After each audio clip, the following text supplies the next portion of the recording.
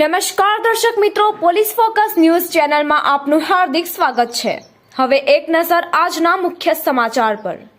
મહેસાણા જિલ્લાના પત્રકાર એકતા પરિષદ દ્વારા ઠંડી છાશ વિતરણ કરાયું। મહેસાણા જિલ્લા પત્રકાર એકતા પરિષદ અને કડી તાલુકાના પત્રકાર એકતા પરિષદના સંયુક્ત ઉપક્રમે આયોજિત ઠંડી છાશનું વિતરણ મહેસાણા જિલ્લાના કડી ખાતે કરવામાં આવ્યું હતું, જેમાં મોટી સંખ્યામાં પત્રકારો અને અગ્રણીઓ હાજર રહ્યા હતા। ચોમાસાની વિધિવત પ્રારંભ થવા જઈ રહ્યો છે ત્યારે હજુ સુધી સૂર્યદાદા પોતાનો પ્રકોપ બતાવ્યા જ ન કરે ત્યારે વિવિધ સંસ્થાઓ દ્વારા વિવિધ કાર્યક્રમો યોજીને ઠંડી છાશ સહિતનું વિતરણ કરી ત્યારે ગુજરાત રાજ્ય પત્રકાર એકતા પરિષદ પ્રદેશ અધ્યક્ષ શ્રી લાબુભાઈ કાતરોડિયાની સૂચનાથી મહેસાણા જિલ્લા પત્રકાર એકતા પરિષદ અને કડી તાલુકા પત્રકાર એકતા પરિષદ દ્વારા ગરમી સાથે રક્ષણ આપતી ઠંડી છાશનું વિતરણ કરવામાં આવ્યું હતું, જેમાં મોટી સંખ્યામાં મહેસાણા જિલ્લાના પત્રકારો ઉપસ્થિત રહ્યા હતા।